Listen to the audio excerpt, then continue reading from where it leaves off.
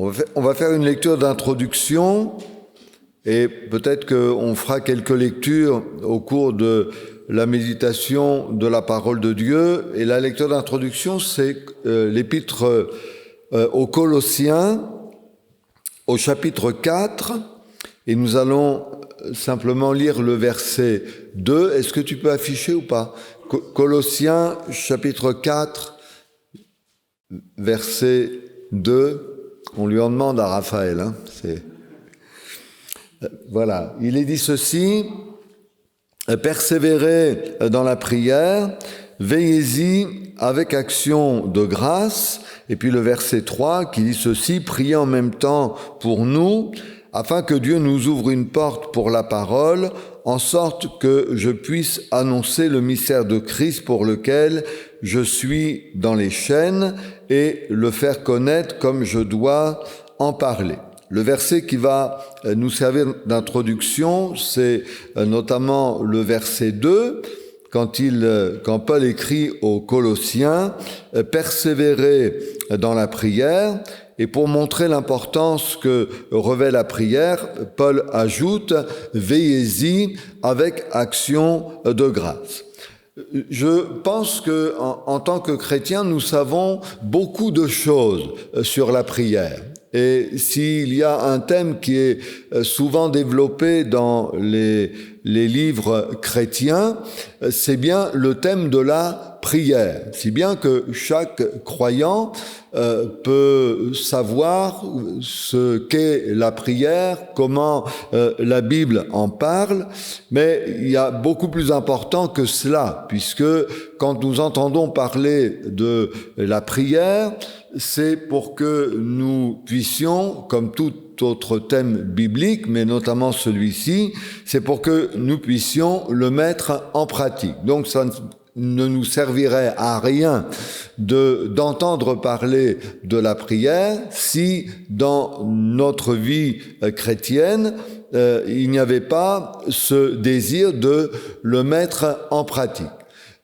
Dans les évangiles, vous trouvez bon nombre de textes qui font mention de la prière. Je vais vous citer celui-ci qui me vient à l'esprit. Quand il est dit: quand tu pries, entre dans ta chambre, ferme ta porte derrière toi et prie ton Père qui est là dans le lieu secret. Et ton Père qui voit dans le secret te le rendra. Donc on se rend bien compte que la prière est quelque chose de personnel, comme elle est en même temps quelque chose de collectif, puisque dans la Bible, vous trouvez les deux exemples, la prière personnelle et puis la prière collective, qu'on appelle en règle générale les réunions de prière, où les croyants s'assemblent et d'un même cœur, d'une même voix, présentent au Seigneur les besoins qu'ils connaissent, et notamment les besoins de leur assemblée. Donc, je vais dire ceci: nous n'attendons pas la réunion de prière pour prier, mais nous avons chez nous une réunion de prière. C'est-à-dire que nous avons une vie de prière personnelle, et peut-être que la vie de prière personnelle va nous conduire à la vie de prière collective, ou encore la vie de prière collective va nous encourager à avoir une vie de prière personnelle. Si vous regardez à l'exemple de Jésus lui-même, la Bible dit que souvent il se retirait dans les déserts et il priait, et il le faisait d'une manière personnelle. Et dans le jardin de Gethsémane, il y a eu une prière collective, puisque Jésus a pris des disciples avec lui pour qu'ils soient avec lui dans ce moment particulier qui était celui de la croix. Et donc, c'est très important qu'on puisse considérer déjà ces deux points, c'est-à-dire la prière personnelle et puis la prière collective. Je vais rien vous apprendre, je pense, si je dis que la prière n'est valable que si seulement elle est faite dans le nom de Jésus. La prière, ça n'est pas une vaine redite, même si nous connaissons bien les uns et les autres le Notre Père, et si même avant d'être convertis à Jésus-Christ, nous avons récité pour plusieurs avons récité le Notre Père sans en saisir vraiment le sens. Moi, je me souviens personnellement, je vais juste dire ça et puis après je parle plus de moi, mais je me souviens quand j'étais catholique et que j'allais confesser mes péchés, le prêtre disait, voilà, tu vas là-bas et tu vas réciter tant de fois le Notre Père. Et permettez-moi de dire que bêtement, j'allais à un endroit et bêtement, je récitais tant de fois le Notre Père sans savoir réellement ce que représentait le Notre Père et sans savoir ce qu'il représente encore aujourd'hui. Parce que si nous récitons le Notre Père, voyez-vous, je vais même aller un petit peu plus loin. Il n'y aurait pas de péché, il n'y aurait pas de faute pour quelqu'un, pour un chrétien évangélique, dans une réunion comme celle-ci, de réciter le Notre Père. Il n'y aurait pas de problème. À partir du moment où ce que nous disons, nous le comprenons. Et quelqu'un dit à juste titre que le Notre Père regroupe tous les sujets importants d'une vie de prière, puisque on connaît bien, je vais quand même le dire, Notre Père qui es aux cieux, que ton nom soit sanctifié, que ton règne vienne, que ta volonté soit faite sur la terre comme au ciel. Donc le premier concerné par la prière, c'est le Seigneur lui-même. Que ton nom soit sanctifié, que ton règne vienne sur la terre que ton règne vienne sur la terre. Que ta volonté soit faite sur la terre comme elle est faite dans le ciel. Il est question de pardon dans cette prière. Pardonne-nous nos offenses comme nous pardonnons à ceux qui nous ont offensés. Il est question d'un Dieu qui pourvoit à nos besoins. Donne-nous chaque jour notre pain quotidien. Dans l'ordre, pardonne-nous nos offenses et ne nous induis pas en tentation, mais délivre-nous du mal. Et voyez-vous, quand nous prions le Seigneur, on peut reprendre certains points de cette prière, même s'il y a dans la Bible, et c'est ce qu'on va essayer de voir un petit peu, bon nombre de sujets de prière que nous ne devons pas oublier. Quelqu'un me faisait remarquer ces derniers temps que dans une certaine réunion de prière, les gens ont beaucoup prié dans le sens qu'ils ont parlé de la puissance de Dieu, de l'amour de Dieu. Ils se sont centrés sur eux-mêmes pour qu'ils soient remplis du Saint-Esprit, et il faut le faire également. Mais ils ont oublié les besoins qui étaient autour d'eux. Et en fin de compte, la prière est surtout en rapport avec les besoins que nous avons sur le plan personnel ou sur le plan collectif. L'apôtre Paul écrit aux Philippiens: « Ne vous inquiétez donc de rien, mais en toute chose, faites connaître à Dieu vos besoins par des prières, des supplications, avec des actions de grâce. » Donc voyez-vous, la volonté de Dieu, le schéma biblique, c'est de faire connaître à Dieu nos besoins par des prières. Je dis souvent qu'il y a des choses que nous ne disons jamais dans les réunions de prière collective, mais que nous pouvons très bien dire dans nos réunions de prière personnelles. Il y a des choses alors je ne veux pas dire qu'on cache des choses, c'est pas ce que je suis en train de dire, mais il y a des choses que nous n'oserons pas dire dans les réunions de prière collective, mais que nous avons toute liberté de dire, gloire à Dieu, dans les réunions de prière personnelle. Parce que dans une réunion de personnel, c'est là que j'ouvre mon cœur. La prière n'est pas une simple formulation. La prière n'est pas une vaine redite. La prière n'est pas quelque chose qu'on a l'habitude de réciter par cœur. Voilà, j'ai l'habitude de faire comme ça, j'ai l'habitude de prier comme ça, donc je continue comme ça, point. Non, la prière, c'est quand on permet au Seigneur de toucher notre cœur et quand on ouvre grand son cœur devant Dieu pour lui faire connaître nos besoins. Alors j'ai pris dans la Bible 4 sujets de prière que je vais partager avec vous. Peut-être que je ne vais pas les faire afficher les textes puisque vous les connaissez, mais 4 sujets de prière que nous pouvons aussi reprendre pour nous. Le premier, et c'est peut-être le plus important, c'est lorsque Jésus va prier pour Pierre. Moi, j'aime beaucoup ce passage de la Bible parce que Pierre était en danger. Jésus va dire à Pierre, Simon, c'est Simon-Pierre, en fin de compte, Simon, Satan vous a réclamé pour vous cribler comme le froment, mais j'ai prié pour toi afin que ta foi ne défaille point. Il y a vraiment 2 choses ici dans l'expérience de Pierre. Le côté négatif, ou plus exactement, le côté difficile. Est-ce que Pierre était conscient que le diable l'avait réclamé pour le cribler comme le froment? Est-ce que Pierre se savait en danger? Est-ce que Pierre se savait fragile? Est-ce qu'il sentait qu'à tout moment, dans sa relation avec le Seigneur, et c'est malheureusement ce qui s'est passé, il pouvait perdre pied? Est-ce que nous sommes conscients de cela? Est-ce que nous savons que quelque part, nous avons aussi besoin de la prière des autres? La prière de Jésus était une prière ciblée. J'ai prié pour toi.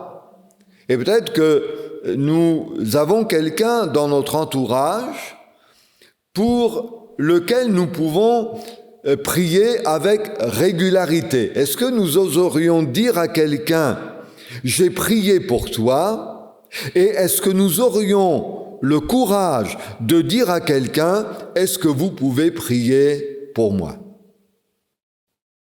Est-ce qu'on aurait le courage d'aller trouver quelqu'un et de lui dire « Est-ce que vous pouvez prier pour moi ?» Le danger dans l'expérience de Pierre, c'est que sa foi pouvait être atteinte. Et vous savez comme moi que la foi, c'est vraiment la base de la vie chrétienne. On vit par la foi et on prie par la foi. On ne prie pas simplement pour accomplir un devoir religieux, mais on prie parce qu'on croit que Dieu entend la prière et que Dieu l'exauce, que son nom soit béni. Voilà pourquoi je prie.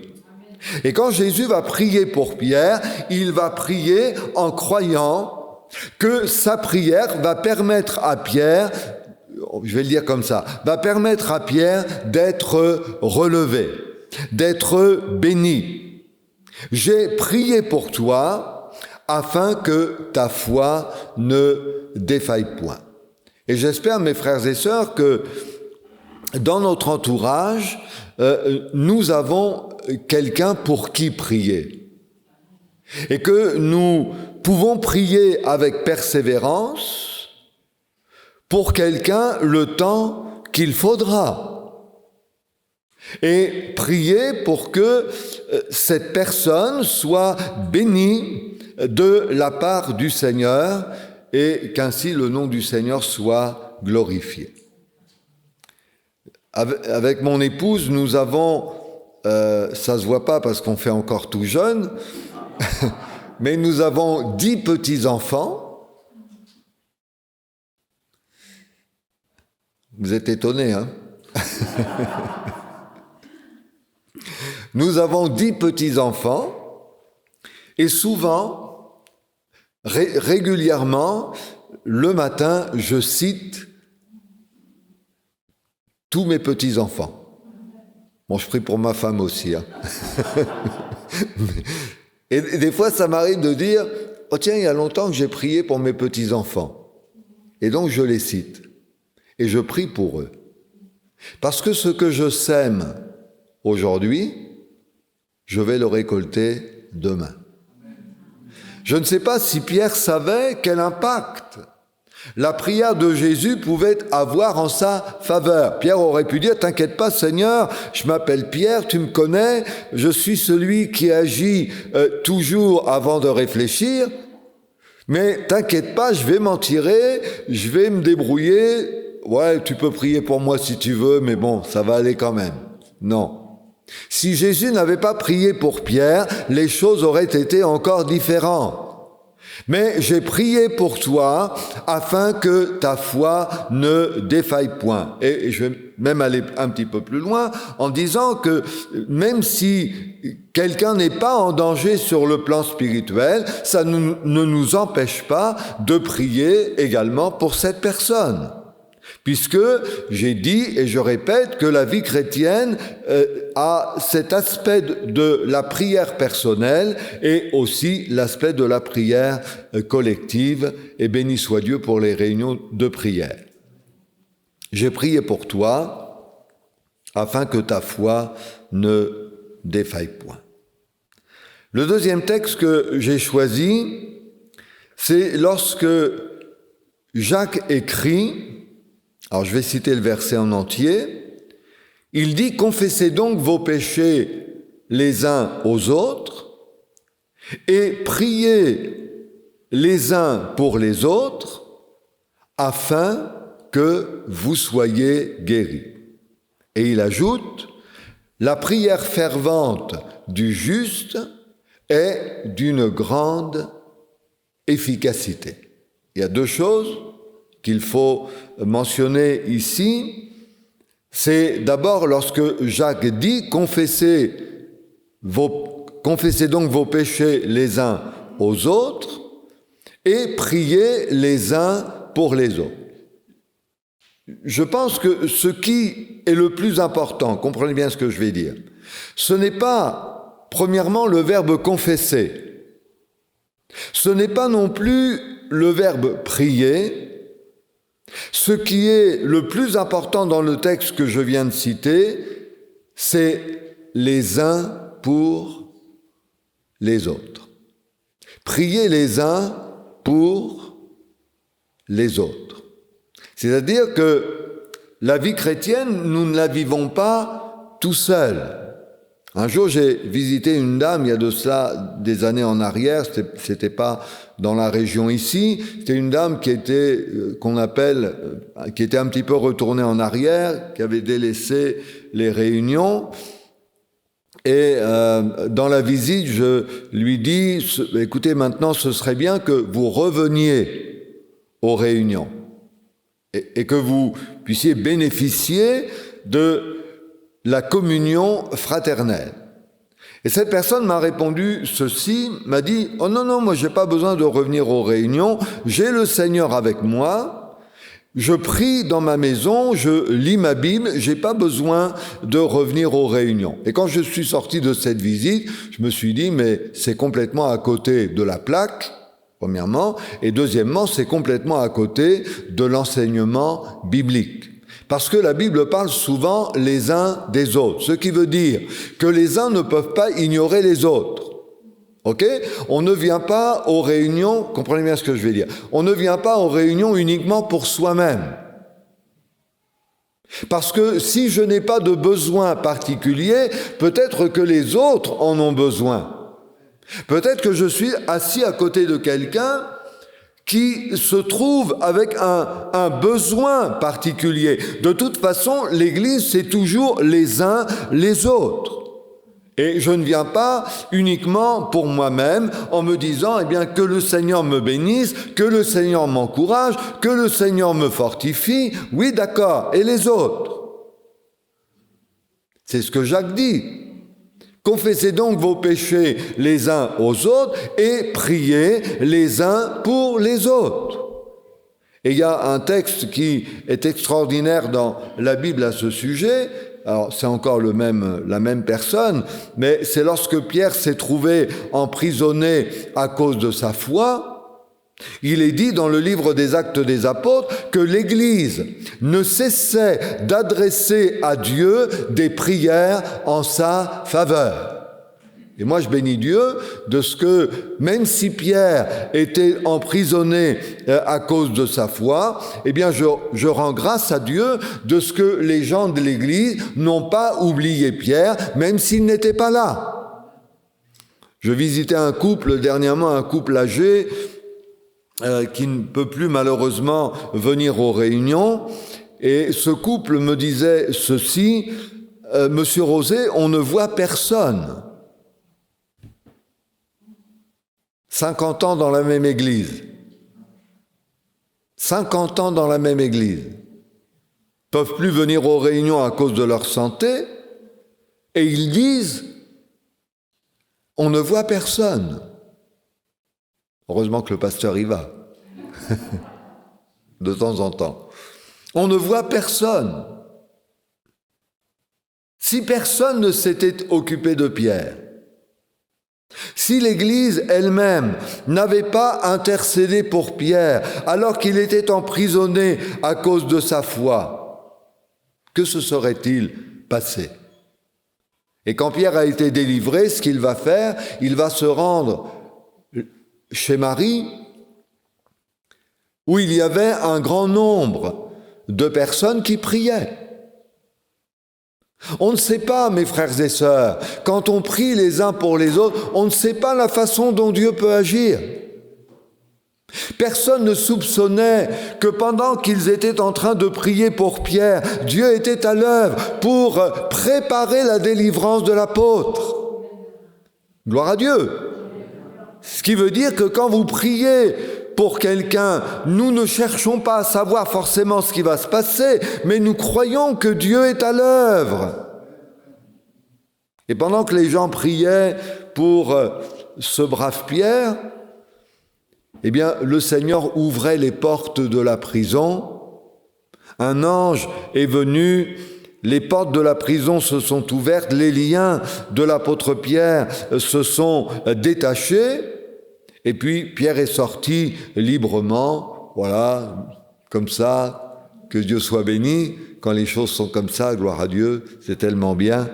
Et il s'est rendu là où beaucoup de gens priaient pour lui. Jacques dit, et c'est important de le souligner, « Confessez donc vos péchés les uns aux autres et priez les uns pour les autres afin que vous soyez guéris. » Dans le même chapitre, Jacques écrit « Si quelqu'un est malade, qu'il appelle les anciens, les autres, et que les anciens prient pour lui au nom du Seigneur. La prière de la foi sauvera le malade, et le Seigneur le relèvera, gloire à Dieu, et s'il a commis des péchés, ils lui seront pardonnés. » C'est toujours les autres, toujours en rapport avec les autres, prier les uns pour les autres. Il y a je ne sais pas si vous connaissez Alfred Cohen, qui a écrit un livre qui s'appelle « Les uns les autres ». Et il a relevé, avec la Bible, tous les passages où on trouve l'expression « les uns les autres ». Et donc il a noté sur chaque verset de la Bible contenant l'expression « les uns les autres », il a écrit quelques pensées personnelles, et je pourrais ce matin vous citer aussi quelques textes où il est mentionné les uns les autres. On connaît, priez les uns pour les autres, aimez-vous les uns les autres, pardonnez-vous les uns les autres. Je crois que c'est écrit aussi, supportez-vous les uns les autres. Donc il y a une quantité de textes qui font mention des uns et qui font mention des autres. Parce que la vie d'une église, eh bien c'est ça, nous avons une vie personnelle, gloire à Dieu, une vie de prière personnelle, mais nous avons une vie collective, une vie d'église à laquelle nous participons, que le nom du Seigneur soit béni. Amen. Vous me suivez toujours? Ça va? Le troisième texte que j'ai choisi, c'est en faveur des prédicateurs. Je ne sais pas si on prie souvent pour ceux qui ont charge d'annoncer la parole. Et l'apôtre Paul écrit, et il le demande pour lui, dit ceci, « Priez pour moi, afin qu'il me soit donné, quand j'ouvre la bouche, de faire connaître hardiment et librement le mystère de l'Évangile pour lequel je suis dans les chaînes. » Si on connaît l'apôtre Paul, on dit c'est quand même pas n'importe qui. Qui oserait dire ici, mais moi je suis comme Paul? Personne. Paul n'est quand même pas n'importe qui. Toutes les épîtres que nous avons qui portent son nom sont bien la preuve qu'il a été, comme dit l'Écriture, un instrument entre les mains de Dieu, puisque le Seigneur va rappeler ceci, cet homme est un instrument que j'ai choisi pour porter mon nom devant les nations. Donc Paul aurait pu dire, mais après tout, vous savez, on dit un petit peu légèrement, on dit oh, j'ai de la bouteille. Ça veut dire que voilà, pas besoin qu'on m'apprenne quelque chose. Moi, je sais qui je suis, et puis avec les années de vie chrétienne que j'ai, c'est bon pour moi. Mais Paul n'a pas tenu ce langage-là. Mais il dit, à un moment donné, priez pour moi, un prédicateur. Voyez-vous, il y a beaucoup d'humilité dans la vie de quelqu'un quand quelqu'un est capable de dire « priez pour moi ». Il y a beaucoup d'humilité. Et il y avait chez Paul certainement beaucoup d'humilité. Son écharde dans la chair dont il parle, qui était présente pour éviter qu'il tombe dans un espèce d'orgueil. Et il dit priez pour moi, c'est vraiment une marque d'humilité de sa part. Mais ce qui nous intéresse, c'est le but. Non pas prier pour Paul pour sa bonne santé seulement, non pas prier pour lui pour que Dieu le bénisse d'une manière ou d'une autre, mais prier pour lui afin qu'il lui soit donné, quand il ouvre la bouche, qu'il lui soit donné de faire connaître hardiment et librement le mystère de Dieu. Là encore, nous ne savons peut-être pas toujours quel impact la prière en faveur des prédicateurs peut avoir. Mais une chose est sûre, c'est que nous avons besoin, en tant que prédicateurs, que l'Église prie pour nous, que l'Église prie pour ceux qui ont charge d'annoncer la parole de Dieu. Parce que permettez-moi de dire, et je le dis pour moi, pour personne d'autre, du haut de l'estrade, on ne peut pas dire n'importe quoi. Et ce n'est pas toujours évident de monter sur l'estrade et parfois de dire « mais qu'est-ce que je vais leur dire ce matin ?» La prière des autres n'empêche pas le prédicateur de prier lui-même. C'est-à-dire que quand le prédicateur prépare une prédication, il prie pour cela. Et je n'aurais rien à vous dire, mes frères et sœurs, ce matin, si il n'y avait eu de la part de Dieu lui-même un coup de pouce pour nous inspirer dans nos prédications à chaque fois où nous devons prendre la parole. Moi, je comprends celui qui a écrit dans la Bible « Je n'ai pas désiré être pasteur ». Je le comprends de plus en plus. Quand j'étais jeune, c'est-à-dire il y a 2-3 ans en arrière, et que je sentais qu'il fallait que je me consacre à l'Évangile, je me disais, super, quel beau métier. Et puis avec le temps, je me suis dit, c'est dur. Et c'est peut-être pour ça que Paul a dit « Priez pour moi ». Parce qu'il savait la dureté de la tâche et l'impact que peut avoir dans les cœurs l'annonce de l'Évangile. Nous ne nous prêchons pas nous-mêmes. C'est Jésus-Christ, le Seigneur, que nous prêchons. Et si au cours d'une réunion comme celle-ci, nous avons uniquement retenu le Seigneur Jésus-Christ, alors gloire à Dieu, on a eu une bonne réunion. Mais si nous avons uniquement retenu le prédicateur, nous avons eu une mauvaise réunion. Nous ne nous prêchons pas nous-mêmes, mais c'est le Seigneur que nous prêchons. Et je vais vous inviter à 2 choses. À prier pour les prédicateurs et à prier pour les jeunes prédicateurs. Parce que c'est difficile. Je crois que c'est plus difficile aujourd'hui que ça l'était de notre temps. Je pense que M. Lancel est d'accord avec moi. C'est plus difficile aujourd'hui que ça ne l'était quand nous avons commencé. Il n'y avait pas les choses qu'il faut régler aujourd'hui, on ne les avait pas autrefois. La mentalité n'est pas la même, la société n'est pas la même. Mais je voudrais vous dire, mes frères et sœurs, que si la société n'est pas la même, Dieu est toujours le même. Et que la parole est toujours la même. Et que les effets de la parole doivent être toujours les mêmes.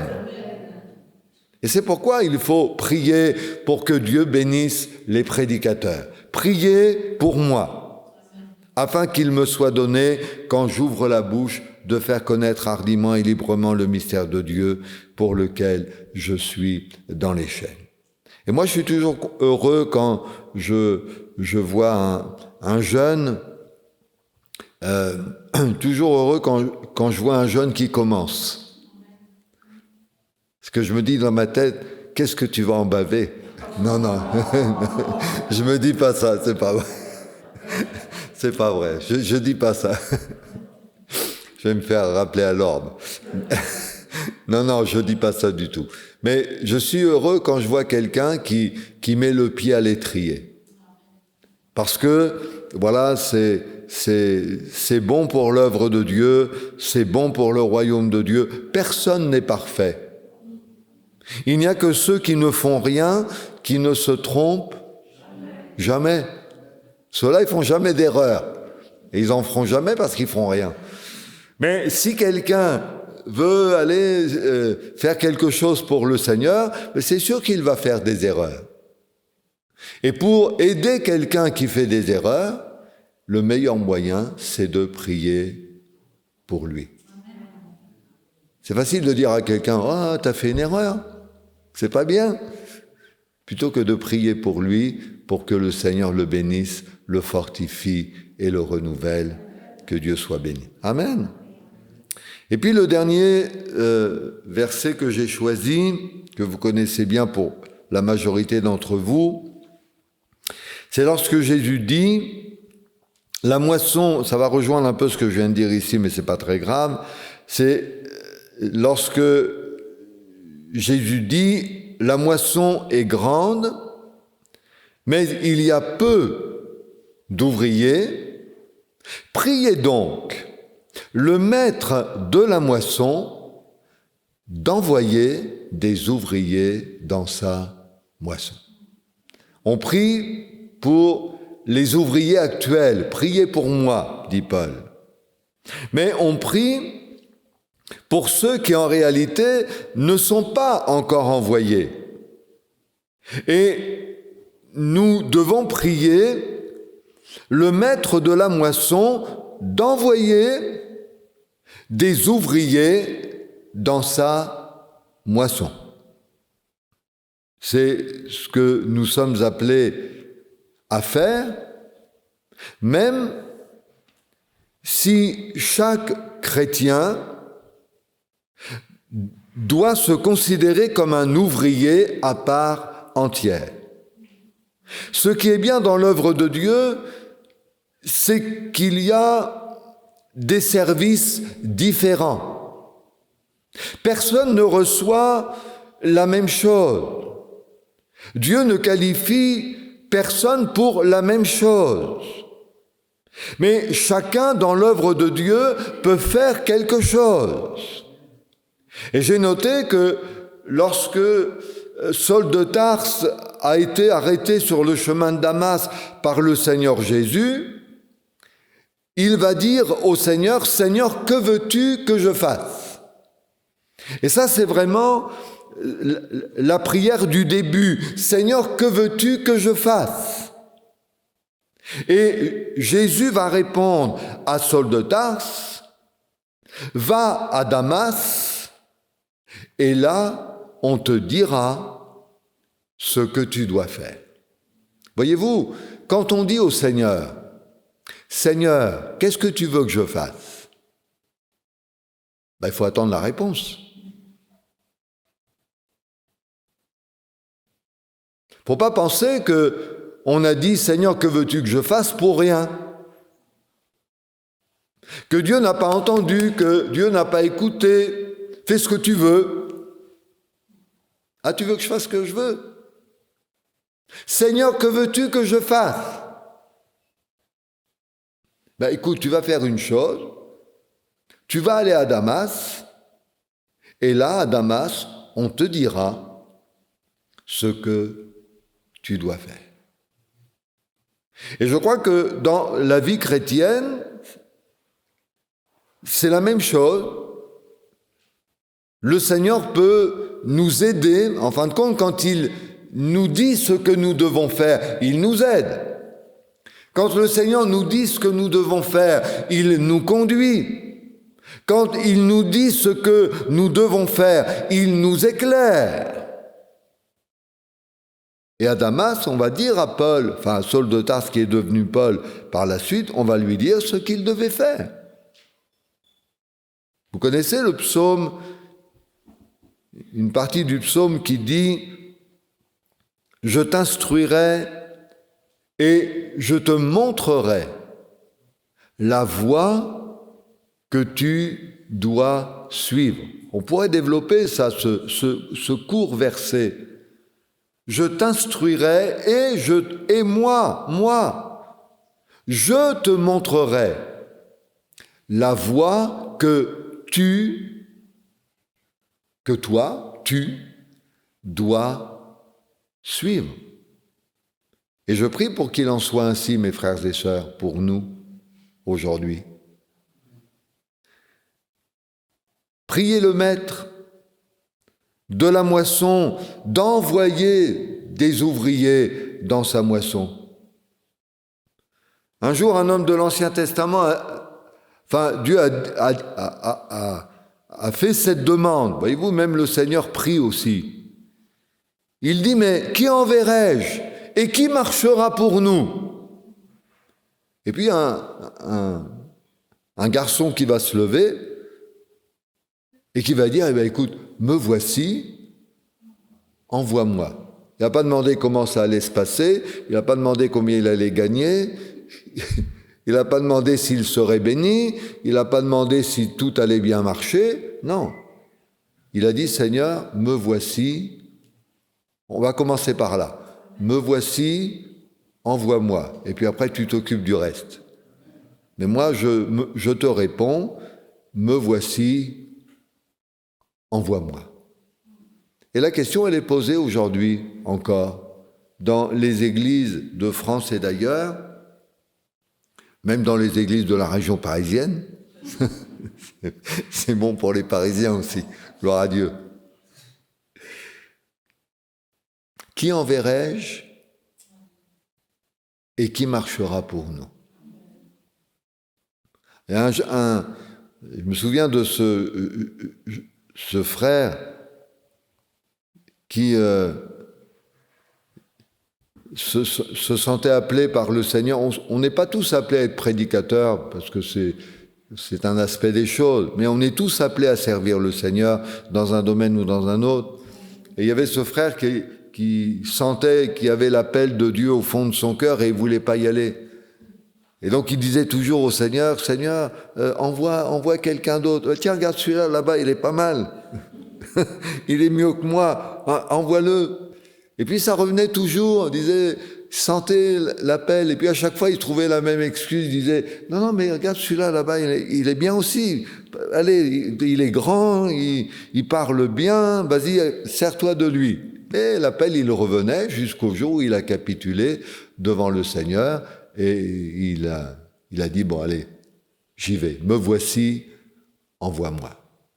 Il faut vraiment prier pour ça. Parce que dans nos assemblées, nous avons du potentiel. C'est vrai ou pas? Dans nos assemblées, nous avons du potentiel. Il y a des jeunes gens, il y a des jeunes filles, des hommes, des femmes qui peuvent se lever, qui peuvent servir le Seigneur. Et c'est le Seigneur qui nous rend capables de le faire. Que son saint nom soit béni. Amen. Voilà, que Dieu nous aide à prier, à attacher de l'importance à la prière tant personnelle que collective. Non pas une vie de prière collective seulement, et puis j'attends la prochaine réunion de prière où je vais prier, mais non, je veux avoir un moment avec le Seigneur, je veux prendre du temps devant Dieu, parce que les besoins sont grands. Peut-être les besoins sont grands dans ma famille, les besoins sont grands sur mon lieu de travail, les besoins sont grands dans l'Église.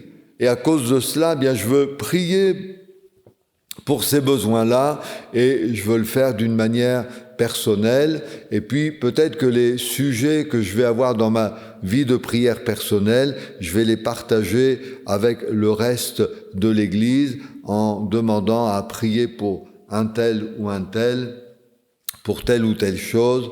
Une chose est sûre, c'est que l'apôtre Paul a écrit, et on l'a lu dès le début, « Persévérez dans la prière, veillez-y avec action de grâce. » Amen. On rend grâce à Dieu. Alléluia. Merci Seigneur pour ta parole. Merci pour la prière, Seigneur, que nous pouvons pratiquer au quotidien. Quel bonheur nous avons de te connaître et d'avoir en Jésus-Christ la liberté de nous approcher de toi avec confiance. Merci pour l'Esprit qui nous aide aussi lorsque nous ne savons pas ce qu'il convient de demander dans nos prières. Le Saint-Esprit intercède pour nous par des soupirs inexprimables, et nous te louons pour cela, notre Père. À toi seul reviennent toute la gloire, l'honneur et la louange, dans le nom de Jésus-Christ, notre Sauveur. Amen. Que Dieu soit béni.